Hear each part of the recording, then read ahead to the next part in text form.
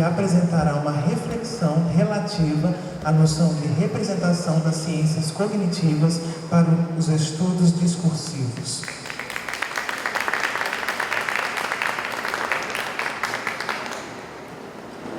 Chamamos também o professor Dr. Marcos Eugênio Oliveira Lima, professor do Departamento de Pós-Graduação de Psicologia da UFS, a integrar a mesa e proferir a exposição relativa às representações e configurações sociais.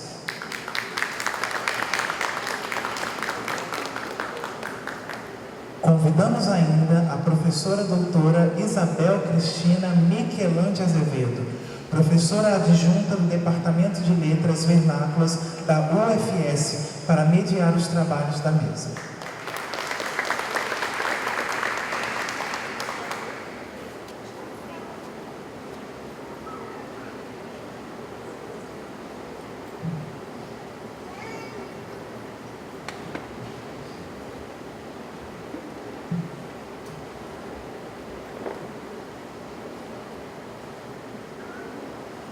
Bom dia aos resistentes. Estamos muito felizes de estar aqui, começando essa penúltima mesa redonda do evento. E mais felizes ainda em contar nessa mesa com uma pessoa muito querida, que é Paulo Roberto Gonçalves II, um colega de muitas ações conjuntas, e o professor Marcos Eugênio, representando a Universidade Federal de Sergipe. Eu queria destacar, em primeiro lugar, o currículo do professor Paulo. Ele é doutor em Letras pelo Programa de Filologia e Língua Portuguesa e Departamento de Letras Clássicas e Vernáculas da Faculdade de Filosofia, Letras e Ciências Humanas da Universidade de São Paulo. Possui graduação em Letras na mesma universidade e tem experiência na área de linguística, com ênfase em teorias do texto e do discurso, atuando principalmente com a análise crítica do discurso, linguística sistêmico-funcional, a análise da conversação e na interface entre linguagem e cognição, com destaque aos estudos em semântica cognitiva. Nós pensamos justamente nessa formação tão especial que o Paulo tem, como alguém que poderia fazer uma interlocução com outras áreas, e trazemos o professor Marcos Eugênio da Psicologia, para pensarmos hoje, então, esse tema tão instigante que é representações, cognição e sociedade. O professor Paulo, ele participa como pesquisador de projetos temáticos, como História do Português Paulista, História do Português Brasileiro, é o líder do Núcleo de Estudos de Análise Crítica do Discurso na USP, é co-líder do Grupo de Pesquisa Linguagem e Cognição, além de ser um dos editores da revista Ideia, como anunciamos ontem ao final do dia. É professor doutor adjunto na Universidade de São Paulo, com dedicação exclusiva, e vice-coordenador do Programa de Pós-Graduação em Filologia, Língua Portuguesa, da mesma universidade. Já vou aproveitar para apresentar o professor Marcos Eugênio, e assim eu acho que a gente consegue ter uma visão clara das possibilidades de interlocução que a gente está pretendendo que essa mesa nos proponha. Graduada em Psicologia pela Universidade Federal da Paraíba, mestre em Psicologia Social também pela Universidade Federal da Paraíba e doutorado em Psicologia Social pelo Instituto Superior de Ciências do Trabalho, pós-doutorado no Instituto de Ciências Sociais da Universidade de Lisboa em 2011. Atualmente, o professor Marcos Eugênio trabalha no Departamento de Psicologia e também é nosso pró-reitor de pós-graduação aqui da Universidade Federal de Sergipe. Ele desenvolve vários trabalhos no âmbito da psicologia social, com ênfase em processos grupais, normas sociais, racismo, infra-humanização. Então, nós acreditamos que essa qualidade da formação do professor Marcos Eugênio auxiliará a gente pensar mais uma vez, esses temas tão instigantes que colocamos no título da mesa, que é Representações, Cognição e Sociedade. Eu passo inicialmente a palavra ao professor Paulo. Ele, como nós temos procedido nas outras vezes, ele faz uma primeira apresentação, passamos a palavra ao professor Marcos Eugênio e depois podemos começar o debate, então, para tentar trabalhar de maneira conjunta, no diálogo, as reflexões que eles prepararam para nós nesta manhã do último dia do terceiro estagiário. Paulo. Bom dia a todos. É com muita alegria que eu estou aqui falando com vocês todos. Quero agradecer o convite da Isabel, do Eduardo e da Geralda para poder dialogar um pouco com vocês sobre esse tema que é importante no âmbito das minhas pesquisas, que é a cognição, e de que maneira os estudos e o conhecimento sobre a cognição podem nos auxiliar a pensar e a repensar alguns fenômenos de linguagem e de discurso, e de que maneira esses mesmos fenômenos de linguagem e de discurso podem nos ajudar a entender fenômenos cognitivos, né? Então, fico muito honrado pelo convite, estar aqui na presença do professor Marcos, também um grande prazer, com trabalhos excelentes na psicologia social. Gente, em primeiro lugar, eu gostaria de apresentar uma certa justificativa para essa fala, né? Os estudos discursivos, eles, devido a se inscrever num lugar epistemológico relativamente complexo, ele esteve ligado desde o seu nascimento a outras ciências, né? A história, a sociologia, a psicologia, a psicanálise muitas vezes, aos estudos de argumentação, mas de uma maneira relativamente geral, pouca ênfase foi dada ao campo biológico propriamente dito. Então, muitas vezes as questões que envolviam mente e cérebro acabaram ficando ao largo, até por não haver tanto conhecimento ainda possível de se articular ao campo da linguagem, aí no nascimento dos estudos discursivos, e que hoje nós já temos algumas possibilidades muito mais fortes de articulação, né? Então, hoje, a gente pode dizer que as ciências cognitivas chegaram num ponto em que nós podemos valer-se delas e nós podemos utilizar parte dos seus instrumentos para, de alguma maneira, tentar ampliar um pouco o escopo de investigação dos estudos de linguagem e de cognição e ver de que maneira eles podem nos auxiliar a lançar luz em relação a alguns fenômenos, principalmente de interpretação. Eu acho que, fundamentalmente, essa seria um dos pontos mais importantes. Então, o título da minha apresentação é Reflexões sobre a noção de representação das ciências cognitivas para os estudos discursivos. E quando a Isabel me convidou, principalmente, conversou comigo para tratar sobre a questão de representação, inicialmente eu fui em busca de como essa noção era trabalhada nas diferentes abordagens, no discurso e também nas ciências cognitivas, né? E, aparentemente, a noção de representação, ela entrou numa espécie de espaço de esvaziamento. Se fala muito de representação, nós com o discurso representamos a realidade, nós temos representações mentais. Anteontem, numa fala, a professora Vandelias mencionou que as intenções se deixam representar na língua. E são várias noções de representação que vão aparecendo, vários usos, e de alguma maneira perde-se alguma clareza do que seria essa representação, certo? Qual seria a orientação da noção de representação, né? Então, o objetivo da minha fala é problematizar um pouco isso e pensar em o que as ciências cognitivas têm pensado a respeito de representação. Então, o meu plano da apresentação é o seguinte: eu vou fazer uma espécie de círculo. Vou começar mostrando como algumas abordagens de discurso tratam aí da noção de representação. Depois eu vou passar para fazer uma breve apresentação para vocês dos dois principais modelos de representação nas ciências cognitivas. Depois, de uma maneira muito breve, eu vou passar para ver como que as abordagens sociocognitivas veem a questão da representação e as abordagens que são ditas de corporeadas, corpóreas, incorporadas de cognição. E posteriormente a gente vai tentar rearticular isso com o campo discursivo. Ok? Então a gente vai tentar fazer essa volta. Tendo em vista a minha ligação com os estudos crítico-discursivos, eu parto um pouco desse referencial para fazer essa exposição inicial, mas eu já quero deixar muito claro que na obra do Fairclough, por exemplo, a questão de representação é um ponto fundamental. Né? Então, essa citação inicial do Fairclough me dá um ponto de partida para essa discussão.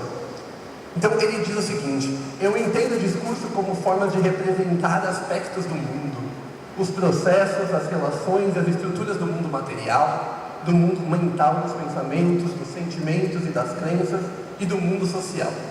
Eu passo um pouco para o outro trecho em negrito, que diz o seguinte: discursos diferentes são diferentes perspectivas sobre o mundo. No outro trecho em negrito, discursos não só representam o mundo como ele é, ou melhor, como ele é visto que seja, eles também são projetivos, eles são imaginários, representando muitos mundos possíveis que são diferentes do mundo real e que estão ligados a projetos de mudança em direções particulares. Um outro autor também ligado aos estudos crítico-discursivos, o Van Leeuwen, assume logo de início na sua abordagem sobre o discurso que discursos são sociocognitivos, o que já nos aponta para a importância da consideração da cognição desses estudos. E ele vai dizer o seguinte, também lá em negrito, né, que ele se aproveita do Foucault para dizer que discursos não envolvem apenas um campo de objetos, mas também a definição de uma perspectiva legítima para um agente de conhecimento em um dado contexto. E aí ele segue dizendo que eles não só representam o que está acontecendo, eles também avaliam os acontecimentos, atribuem-lhes propósitos e justificam. Eu parto dessas duas apenas elos que se fazem entre discurso e representação para mostrar o quanto essa noção ela aparece e ela está subjacente a várias formulações no âmbito do discurso e no âmbito da linguagem, né? Então, o discurso representa aspectos da realidade, eles são perspectivas, eles representam mundos possíveis. Então, nós temos tudo isso ali subjacente a essa noção de discurso. A grande questão é que essa noção de representação complexa, ela perpassa um conjunto significativo de ciências. Ela está na filosofia, ela está na semiótica, ela está na linguística, ela está na computação e na inteligência artificial, ela está nas neurociências, ela está nas ciências cognitivas, ela está na matemática. São um conjunto heteróclito de ciências se debatendo em relação ao que seria a representação e, mais do que isso, qual seria a forma da representação. Independente disso, contudo, existe um certo campo de convergência atual que se dá principalmente pós-Peirce. A ideia de que a representação é sempre a representação para alguém, certo? Para um ser interpretante, que não necessariamente precisa ser humano, deixando bem claro, ok? A representação ela é uma representação para alguém, e a atividade de representar, de alguma forma, ela consiste numa atividade de substituição, de estar no lugar de. Como se as nossas representações sobre os objetos da concepção, os objetos que existem no mundo e que podem ser concebidos, e eles consistem numa forma de, essas representações consistem numa forma de acessar esses objetos e intermediar a nossa relação com ele.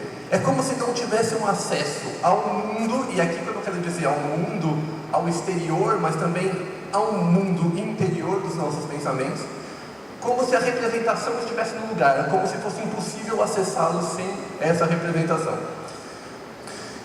Logo, a questão do discurso fica um pouco patente aqui, como a gente pensa nessa articulação, uma vez que em várias dessas teorias, o discurso é visto como um carregador de representações da realidade, moldando nossa apreensão dos objetos de concepção, projetando relações entre esses objetos de concepção e, portanto, estando no lugar dessa realidade. A grande questão que fica aqui para a gente, entretanto, e as teorias do discurso nunca se propuseram, de fato, a resolver isso, até porque não era do âmbito dela, isso é do âmbito realmente de outras ciências, mas é pensar, ok, os discursos estão ligados ao âmbito da representação, mas como que cognitivamente a gente interpreta isso, né? Ou seja, qual é a relação entre aquilo que é representado mentalmente e aquilo que é discursivizado, e de que maneira isso é organizado, e de que maneira esse conhecimento pode nos auxiliar a entender os processos de interpretação, especialmente. Então, é nesse sentido que eu vou abordar agora as questões relacionadas às noções cognitivas de representação e deixando claro que eu vou passar ao largo da noção de representação na psicologia social, que é de extrema importância, dado que meu colega é da área e vai dar conta desses aspectos. Então, a gente inicia essa apresentação mostrando os dois principais modelos que nós temos sobre cognição em termos de representações mentais, ok? O primeiro modelo é o chamado modelo amodal. Então, na verdade, são dois grandes modelos. Os modelos ditos amodais e os modelos ditos modais. Nos modelos amodais, são talvez aqueles que a gente tenha tido mais contato durante a nossa formação como linguista. São aqueles modelos que estão ligados a entender a cognição como manipulação de símbolos formais abstratos, que estão ligados, por exemplo, à semântica de traços, à noção de frame, à noção de script, certo? Como que funcionam os símbolos amodais, né? Como que é essa teoria? Ali vocês têm um esquema extraído de um texto do Parsalun, que é um cognitivista americano, em que ele mostra ali o que acontece. Então, por exemplo, na sua apreensão de cadeira no mundo, ali à esquerda, você teria um padrão de ativação neuronal, certo? Então, um conjunto de neurônios apreenderia essa cadeira de alguma forma. Isso seria traduzido numa linguagem formal abstrata por alguma linguagem do pensamento que nós não temos acesso, certo? Essa é a proposta básica do Fodor, certo? E isso seria traduzido naquele círculo que está ali, vocês estão vendo? Onde vocês têm chair e os traços que comporiam chair, ok? E a partir dessa manipulação de traços que nós desenvolveríamos memória, linguagem e pensamento. E toda vez que nós fôssemos nos referir à cadeira, por exemplo, ao falar para alguém, você recuperaria aqueles traços e depois ativaria o padrão neuronal equivalente à cadeira que está ali. Ok? Então a flecha nos dois sentidos. Então, em uma maneira sintética, os estados perceptuais geram padrões de ativação neuronal que são traduzidos para um sistema arbitrário de símbolos amodais, seja pelos traços propostos pela semântica formal, seja pelos frames da linguística cognitiva. E nesse sentido, linguagem, pensamento, memória aconteceriam depois dessa tradução, ok? Em modelos modais, nós temos isso aqui. No modelo modal, o entendimento é um pouco diferente.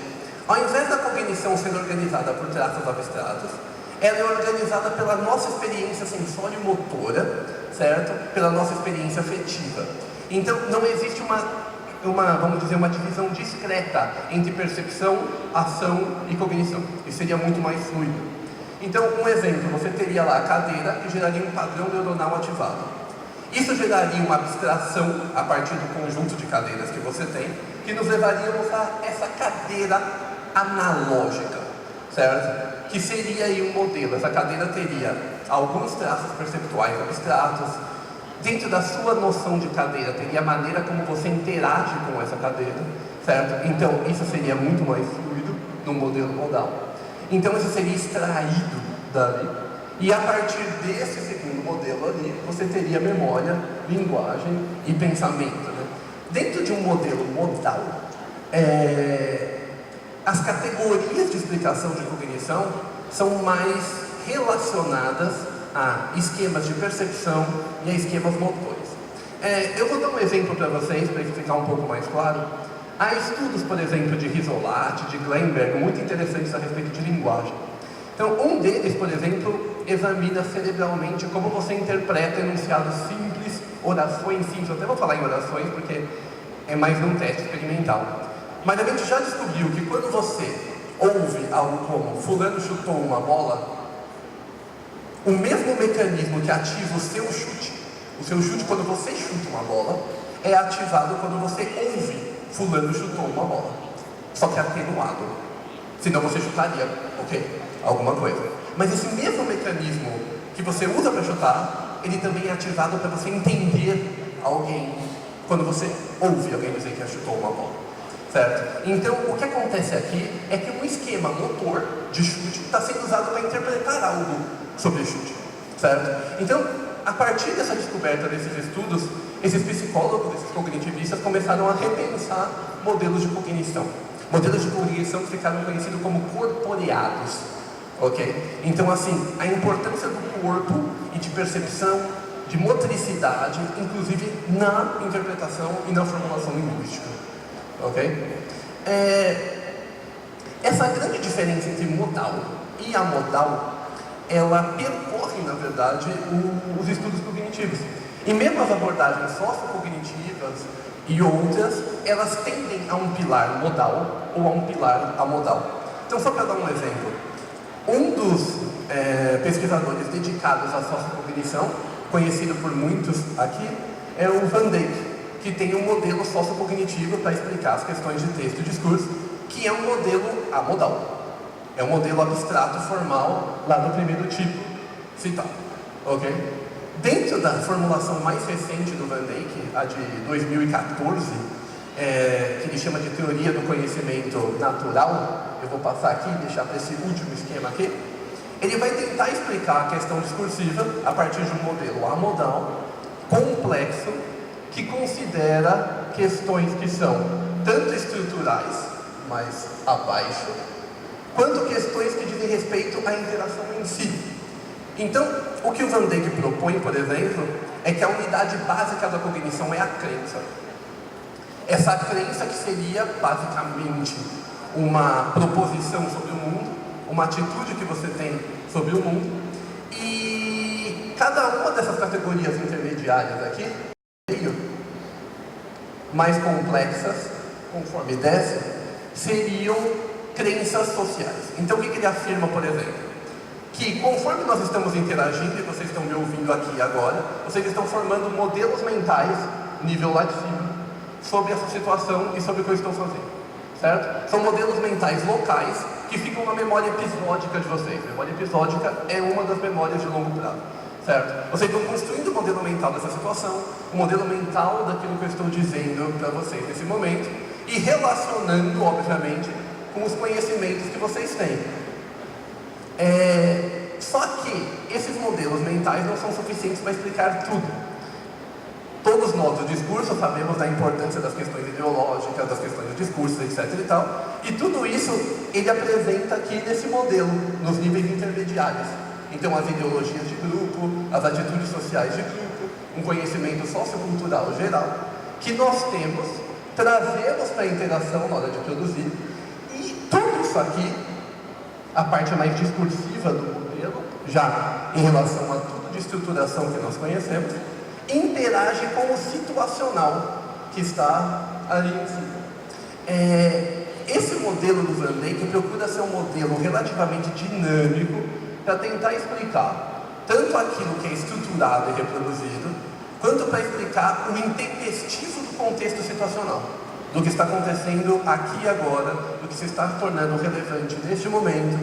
E nesse sentido, trata-se de uma proposta que avança em relação à plausibilidade das interações reais. Obviamente existem problemas, e o primeiro deles a proposta é teoricamente muito válida, contudo o autor não propicia categorias muito claras de como fazer esse tipo de análise num contexto real de interação. Então acaba ficando uma proposta muito teórica, e na hora da viabilização de categorias e de procedimentos para fazer isso, ainda requisita de muita elaboração.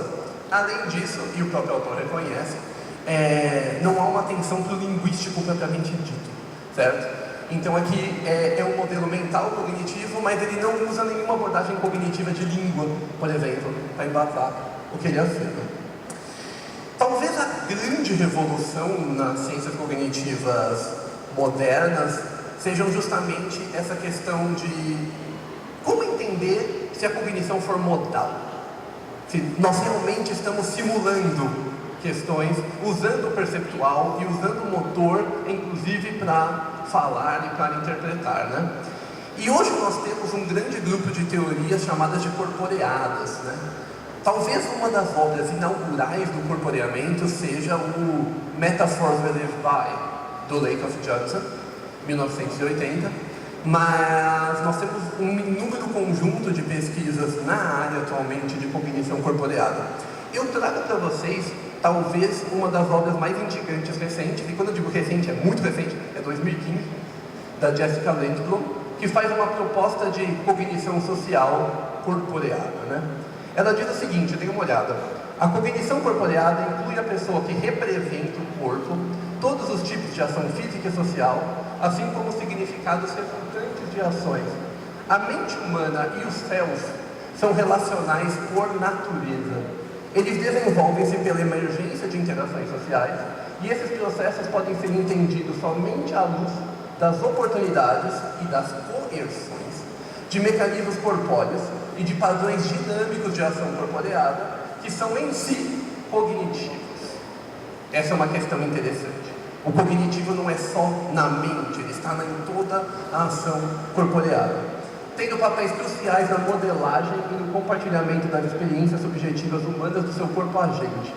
Assim, o estabelecimento da mente social e do self é um ato social, e para guiar-se, o ser humano deve considerar como os outros vão agir e reagir em resposta às suas próprias ações, o que já remonta para uma dimensão possivelmente argumentativa e um espaço de diálogo, para os quais as esferas socioculturais funcionaram como suportes para a cognição de nível mais elevado. Isso significa que os ambientes físico, material, social e cultural são parte de um sistema cognitivo estendido. Dentro dessas abordagens, essa velha divisão de nature versus nurture, certo? Cultura versus natureza, se esvai. Nós não podemos pensar a cognição só de um ponto de vista biológico, de mentes desconectadas do mundo, que podem ser explicadas fora de um corpo. Esse era o projeto amodal por excelência. Tentar entender traços de um sistema abstrato formal para fazer um computador interagir com você, por exemplo. A grande questão é que a nossa inteligência, a nossa forma de comunicação humana está instalada num corpo. E esse corpo é importante nesse processo, e eu diria fundante desse processo, numa perspectiva corporeada, de modo que para a gente conseguir entender esse comportamento humano, a gente precisa olhar para todos esses aspectos: o cultural, o social, o físico e o material. Semin e Smith dizem já em 2008 que os sistemas nervosos evoluíram para o controle adaptativo da ação e não para o pensamento abstrato. Mentes coevoluíram com os corpos, especialmente com os sistemas sensório-motores. Isso leva a consequências. A principal delas, sobre representações, é a seguinte: representações emergem da ação e da interação, não apenas do processamento de inputs, o que implica afastar-se da ideia de que percepção não envolve apenas a recepção passiva de qualidades abstratas do ambiente, mas a percepção é uma ferramenta de exploração, envolvida primariamente na detecção de oportunidades de ação. Perceber não é um input, perceber é uma forma de explorar o ambiente, de nos preparar para a ação. Okay? O objetivo da representação não fica sendo, portanto, a projeção acurada de um mundo externo. Representações internas são responsáveis pelas transformações sensório-motoras adequadas, que levam ao comportamento funcionalmente adequado. E quando eles dizem aqui transformações sensório-motoras adequadas, eles também se referem ao uso de linguagem. Okay? Além de tudo, os componentes das representações deixam de ser vistos como estáveis, duradouros e discretos. Eles vão ser entendidos como dinâmicos, variáveis, derivados da experiência, organizados em redes associativas e com uma tendência à abstração, geralmente considerando protótipos e categorias mais marginais.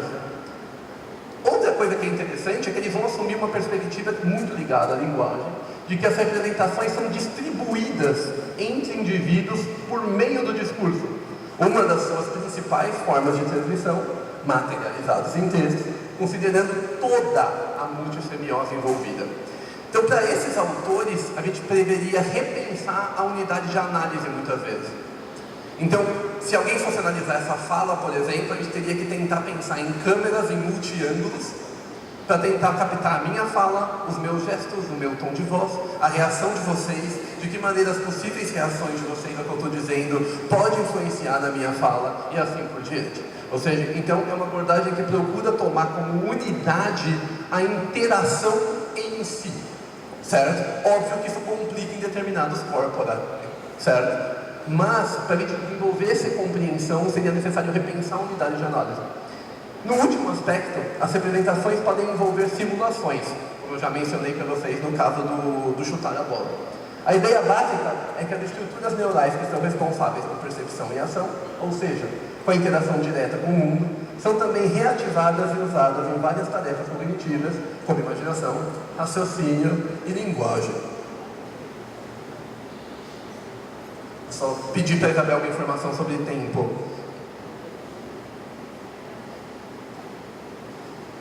Bem, tendo em vista então essa exploração desse campo, feito de uma maneira extremamente sintética para vocês, dá para a gente começar a pensar de que maneira ligar isso com a questão do discurso e da linguagem, né? Então, considerando o exposto, uma perspectiva que busque dar conta da linguagem deve procurar explicar, tanto em termos do seu caráter simbólico e de sua função interacional, tendo em vista sua integração com outros sistemas cognitivos. E nisso a gente quer chamar a atenção para uma perspectiva fluida aqui. Ou seja, a linguagem interage com memória, ela interage com atenção, ela interage com categorização, que são capacidades cognitivas que existem independente da linguagem, mas também interagem com a linguagem e são extremamente importantes no nosso processo de compreensão, no nosso processo de introdução, certo? Então, há uma interação com outras capacidades cognitivas e também com os sistemas sensório-motores, visão, audição, propriocepção e assim por diante. E, obviamente, sua ancoragem em um ambiente sócio-histórico e cultural. Nisso fica um questionamento interessante, né? Como relacionar, então, aquilo que seria, vamos colocar entre aspas, interno, a percepção, os mecanismos cognitivos biológicos ligados à espécie, com o ambiente sociocultural? Como dar conta dessa lacuna, certo? Como fazer essa ponte? É justamente essa ponte que vai ser construída pela noção de experiência. Então, assim, é a noção de experiência que vai nos permitir estabelecer uma ligação coerente entre aquilo que seria o interno, mais, chamemos entre aspas, de mais biológico, certo? E aquilo que seria o sócio-histórico cultural. Gente, definir experiência é um problema, ok? Então, isso daria uma outra fala, então não vou entrar nisso, não faz parte dessa apresentação. Então, eu parto de uma definição do Croft, já ligado a estudos de linguagem e cognição. E vocês vão ver que ela é extremamente genérica. Ele diz que a experiência se refere a algum aspecto do mundo real, ou de forma mais expressiva, a apreensão humana desse aspecto.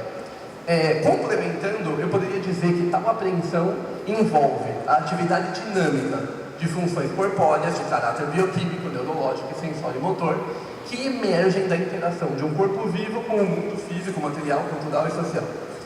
Dessa interação complexa, emergem padrões de ação corporeada, que criam, mantêm, sustentam o conhecimento e as capacidades de significação do ser humano.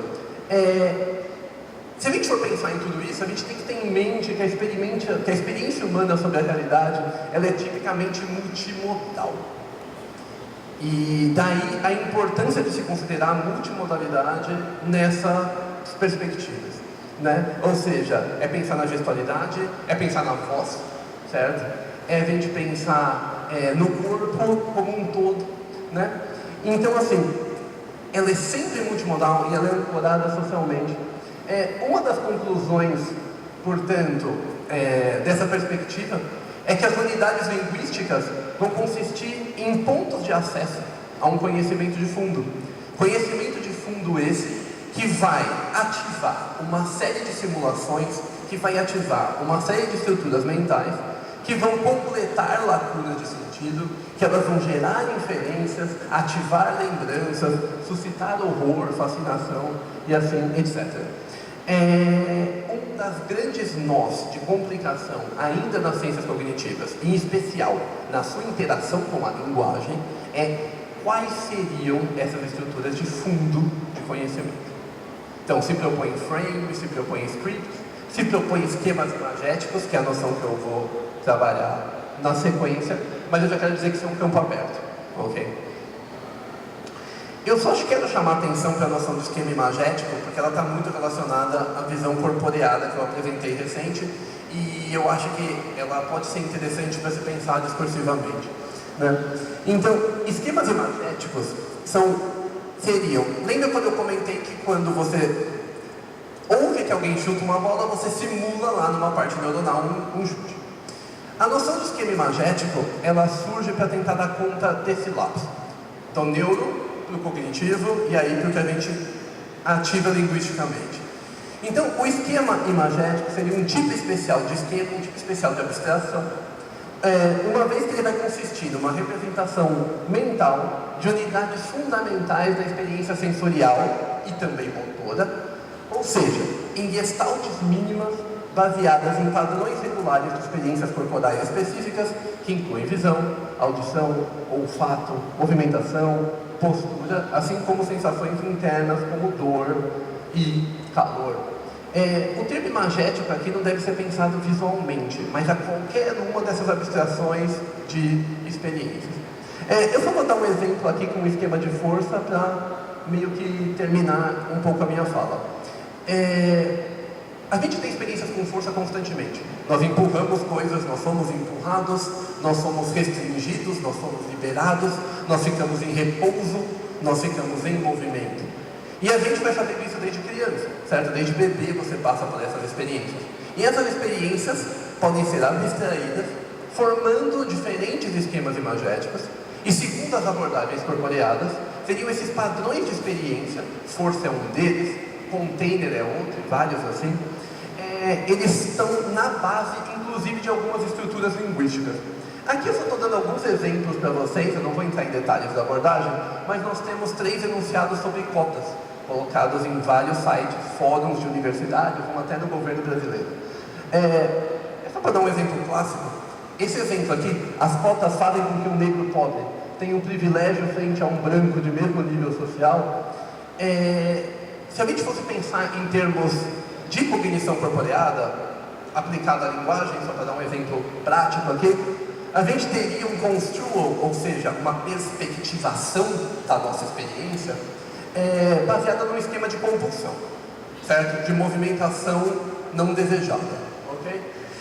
Nesse exemplo, então, o negro pobre é um agonista, ou seja, ele é a entidade que está em foco, que não tende a ter privilégio frente aos brancos do mesmo nível social, ou seja, assume uma tendência de repouso, marcada aí pela polaridade negativa.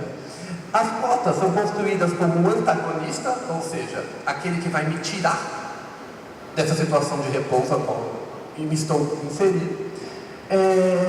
Então elas consistem em um antagonista mais forte que vai reverter esse estado de mundo construído pela voz autoral, que conceptualiza essa cena, de forma que a partir da força institucional dessa ação afirmativa, os negros pobres passam a uma situação de privilégio, gerando uma resultante de ação. É bastante interessante porque 2 autores de psicologia viram recentemente o papel que o esquema de força tem no nosso julgamento moral. Ou seja, esses esquemas de compulsão, por exemplo, ligados a algo estar, por exemplo, parado, e algo impelido em seu movimento, ou vice-versa, algo estar em movimento e ser impelido, esse tipo de construção linguística tende a ativar maiores, vamos dizer, julgamentos de imoralidade.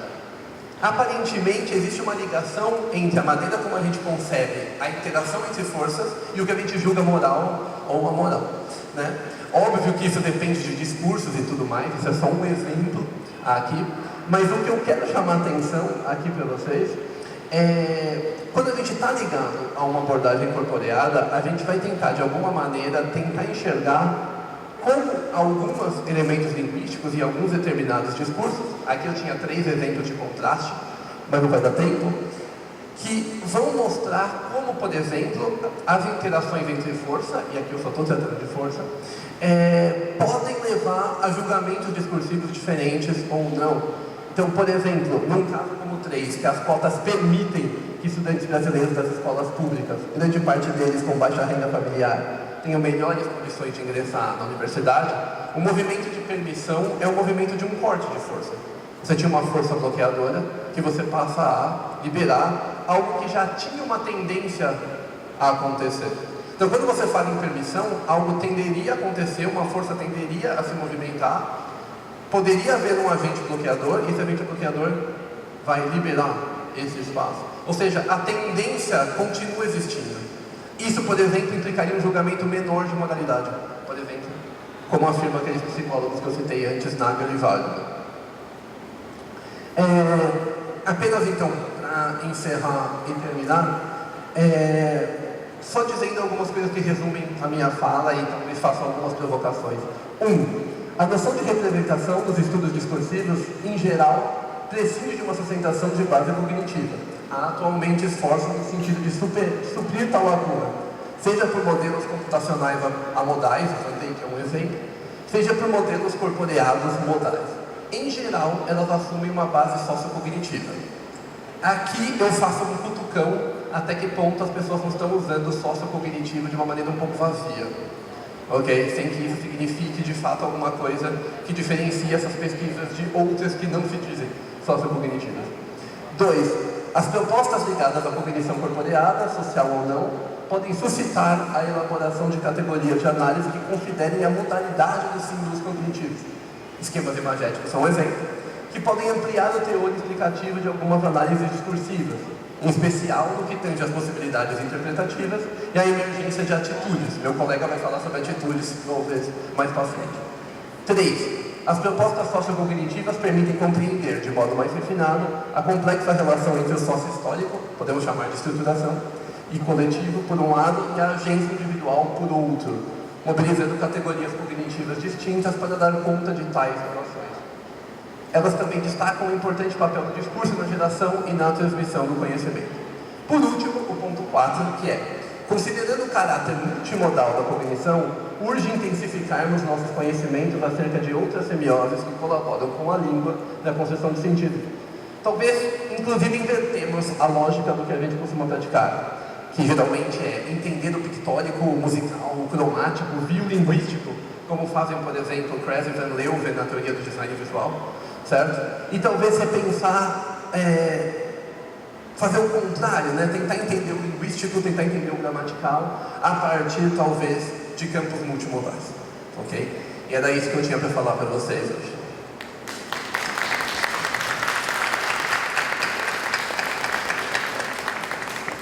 Então, como combinamos, fazemos imediatamente a fala do professor Marcos Eugênio e o debate fica conjunto. Assim também ganhamos um pouquinho mais de tempo. Olá, bom dia a todos e todas. Eu gostaria de começar a minha fala agradecendo a gentileza dos organizadores do terceiro CDA e convidar um psicólogo social para vir participar do evento. Eu estou muito honrado com a minha participação no evento, em participar de uma mesa junto com o professor Paulo II, e de estreitar relações da psicologia, que é a minha área, com a área de letras, que são áreas muito próximas. Inclusive, letras é a minha primeira área de formação. Eu deixei o curso de letras porque não conseguia bem nas disciplinas de linguística e fui para a psicologia, mas entendo que são áreas muito, muito próximas. E a fala do professor Paulo, interessantíssima e instigante, coloca questões fundamentais para a psicologia. Eu gostaria de nominar os colegas, alguns dos colegas envolvidos na organização do CLA e que me convidaram para participar, a professora, e agradeço a professora Isabel Cristina, a professora Geralda Lima, o professor Eduardo Pires, muito obrigado e parabenizo a todos os outros colegas envolvidos na organização do evento.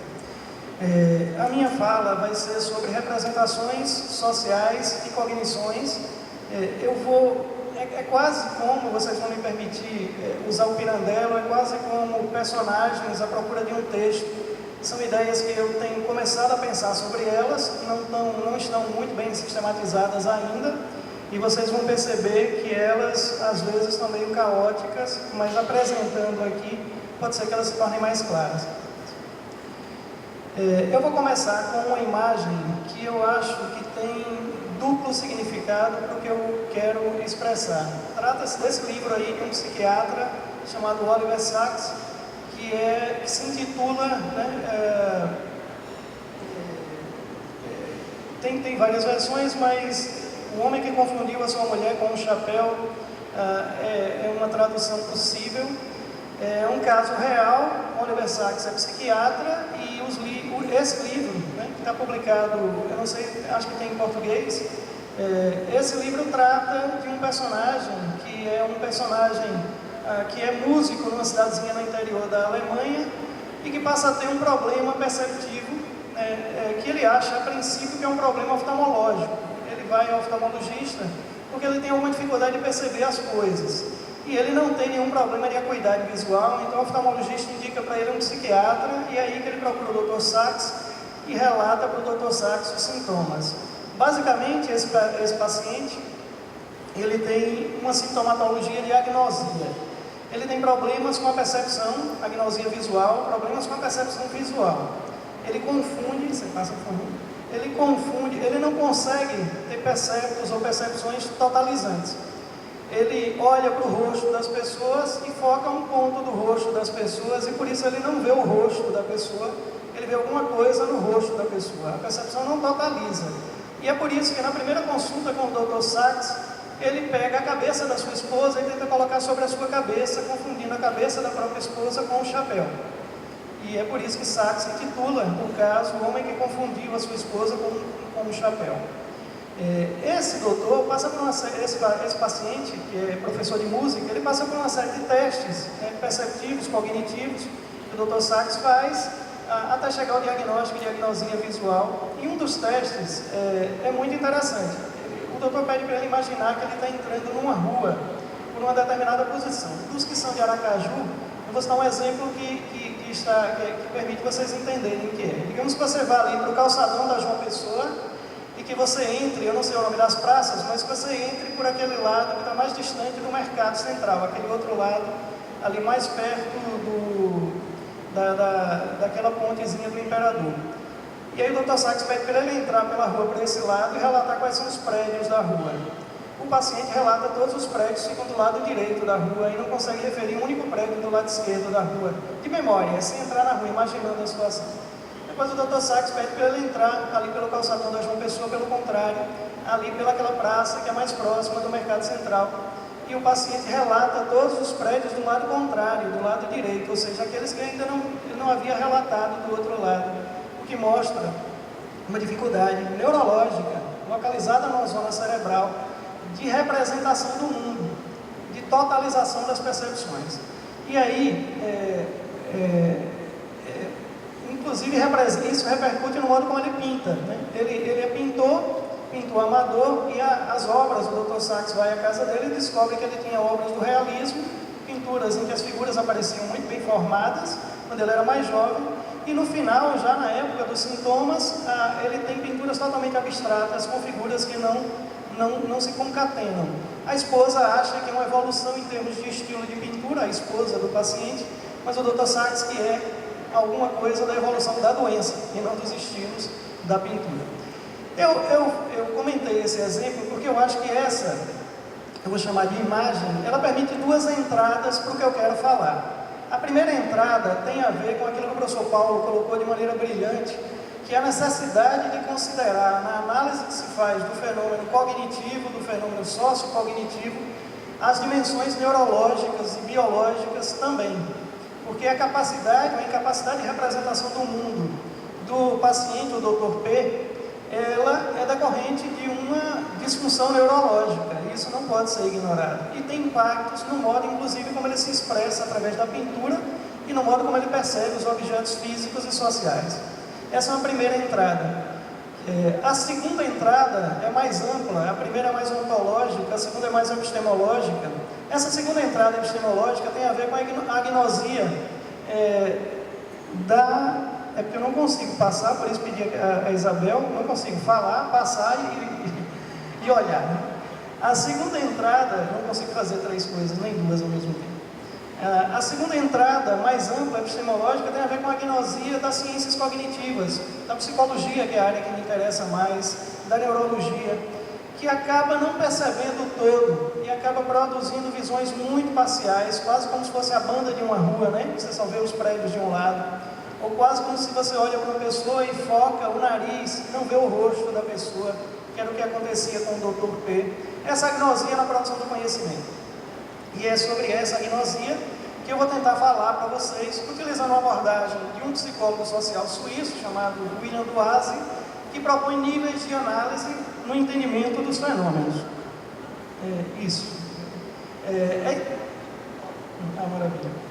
É exatamente essa a ideia de articulação ou de tensionamento de níveis de análise que a gente vai abordar para tentar entender com ela aqueles dois fenômenos de interesse aqui na comunicação para mim, que são os estereótipos no campo das cognições, os estereótipos, e as representações sociais no campo da sociocognição. Vocês estão vendo aí uma série de entradas possíveis, né? São entradas para explicações sobre os fenômenos. É importante destacar que a gente não está supondo que os fenômenos que a gente analisa na linguística, na psicologia, são fenômenos partidos como pedaços neurológicos, pedaços intrapsíquicos, pedaços interindividuais, pedaços grupais, pedaços ideológicos. Não é essa a ideia, muito pelo contrário. É a ideia de níveis de explicação. O que a gente está supondo é que o fenômeno, para ser entendido na sua totalidade, para evitar agnosias, é preciso que o analista considere várias janelas, várias possibilidades analíticas. Uma delas, a neurológica, ela propõe aquilo que aconteceu com o paciente, ela propõe análise de sensações, funções cerebrais, estímulos, zonas cerebrais. Tudo isso tem muito impacto na percepção dos fenômenos, na construção dos fenômenos, nos processos sociais e no modo como a gente explica os fenômenos. A outra entrada possível, outro nível de análise proposto pelo Duazzi e pelos colaboradores é o psíquico. Esse psíquico aí também pode ser chamado de intraindividual. E aí, nesse nível de análise, a gente pode pensar na percepção, na memória individual, nas cognições, nos sentimentos, nas emoções. Evidentemente que a gente costuma dizer, a minha área é psicologia social. Eu não sou especialista em cognição, eu não sou especialista nem em psicologia social. Minha área é psicologia social, eu estudo racismo na psicologia social. Estudo preconceito, estudo estereótipos. Quando você pensa sobre esses fenômenos, numa perspectiva psicossocial, por exemplo, o racismo, existe uma dimensão que a gente precisa considerar, uma dimensão analítica, que é essa dimensão intraindividual, que é uma dimensão que tem a ver com as experiências próprias de cada sujeito e que evidentemente interfere no modo como ele se coloca no mundo, no modo como ele está no mundo, como ele se posiciona. Tem a ver com histórias de vida pessoais, tem a ver com filtros cognitivos específicos. E aí dentro desses modelos, dentro dessa dimensão de estudo, desse nível de análise psíquica, se encontra boa parte da teorização da psicologia cognitiva mais clássica.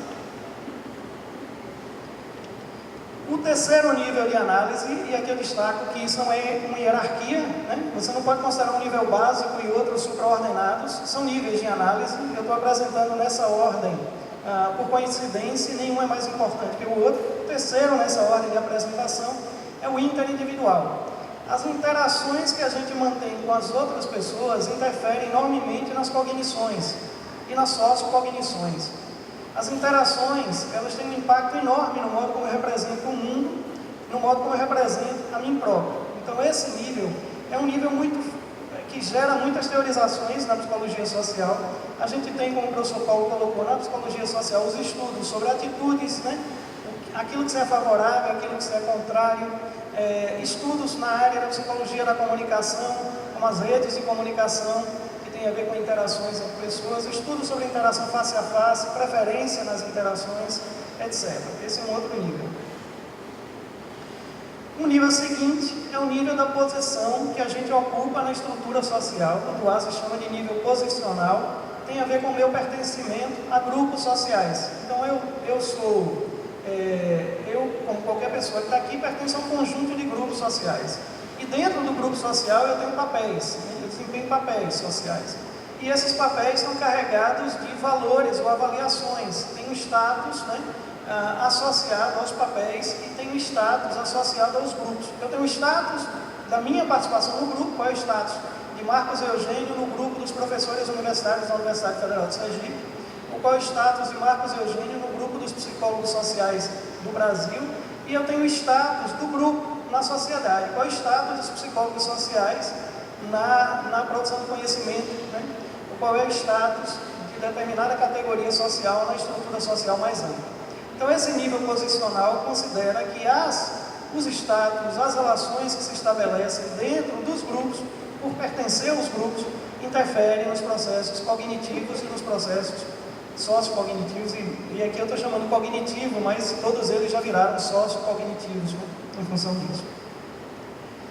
Em seguida, para a Duase existe um nível ideológico, que é mais amplo, né? São as ideologias que circulam. O modo como eu me defino enquanto psicólogo social, pertencente a uma categoria social, ou o modo como eu me defino enquanto cidadão brasileiro, ou o modo como eu me defino enquanto homem, tem a ver com as ideologias que circulam e que tratam de valores e representações sobre essas categorias sociais às quais pertenço.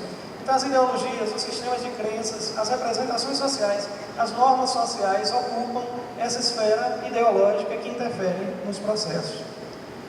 Finalmente, o nível intersocietal é uma contribuição recente do Duase, e aqui ele está pensando em alguma coisa mais ampla ainda.